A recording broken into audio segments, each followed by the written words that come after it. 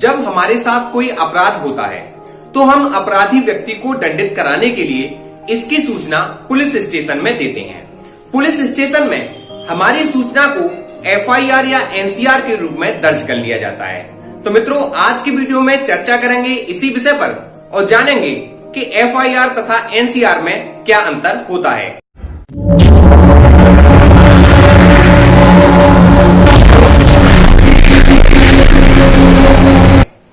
नमस्कार मित्रों, मेरा नाम है एडवोकेट योगेश गौड़ और मेरे YouTube चैनल आपके वकील में आपका हार्दिक स्वागत है। मित्रों, आज की वीडियो स्टार्ट करने से पहले मैं आप सभी से एक निवेदन करना चाहूंगा कि यदि आप मेरे इस चैनल पर नए हैं या फिर आपने अभी तक मेरा ये YouTube चैनल आपका वकील सब्सक्राइब नहीं किया है तो प्लीज सब्सक्राइब करना न भूलें और पास ही लगे बेल आइकन के बटन को अवश्य दबाएं, जिससे कि आने वाले वीडियोज की नोटिफिकेशन आपको सबसे पहले मिले और आप नई नई कानूनी टॉपिक्स पर वीडियोस देखते रहें। एफआईआर तथा एनसीआर को समझने से पहले हमें अपराधों के विषय में समझ लेना चाहिए। मित्रों, अपराधों को उनकी प्रकृति तथा गंभीरता के आधार पर दो भागों में विभक्त किया गया है। नंबर 1, संज्ञेय अपराध यानी कि कॉग्नाइजेबल ऑफेंस।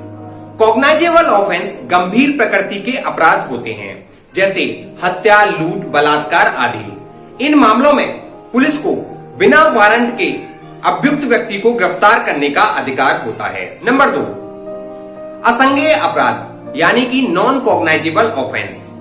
ये अपराध बहुत ही कम गंभीर प्रकृति के होते हैं, जैसे मारपीट, गाली गलौज आदि।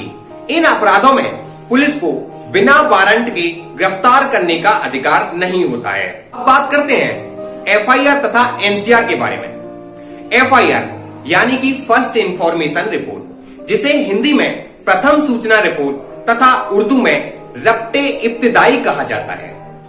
जब किसी व्यक्ति के साथ कोई संज्ञेय अपराध यानी कि गंभीर प्रकृति का अपराध जैसे हत्या, लूट, बलात्कार, चोरी, डकैती इत्यादि जैसे अपराध होते हैं, तो वो जब इसकी रिपोर्ट पुलिस थाने में कराता है तो पुलिस थाने में इस प्रकार के अपराध की रिपोर्ट सीआरपीसी की धारा 154 के तहत दर्ज की जाती है और उसे एफआईआर कहा जाता है।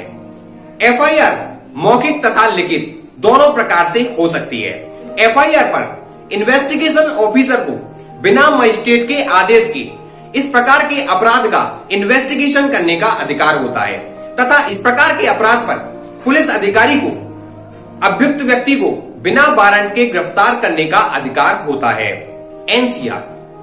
एनसीआर यानी कि नॉन कॉग्नाइजेबल ऑफेंस। जब किसी व्यक्ति के साथ में कम गंभीर प्रकृति का अपराध जैसे मारपीट, गाली गलौज जैसी घटना होती है, तो जब वह व्यक्ति इस प्रकार की रिपोर्ट को पुलिस थाने में दर्ज कराता है तो पुलिस थाने में इस प्रकार की रिपोर्ट को दंड प्रक्रिया संहिता की धारा 155 के तहत दर्ज किया जाता है तथा दंड प्रक्रिया संहिता की धारा 155 की उपधारा ए के तहत रिपोर्ट दर्ज करने के बाद में रिपोर्टकर्ता को मजिस्ट्रेट के पास भेजा जाता है।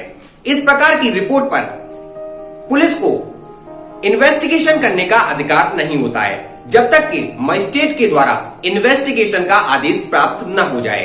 इस प्रकार की रिपोर्ट पर पुलिस अपराधी व्यक्ति को भी वारंट के बिना गिरफ्तार नहीं करती है।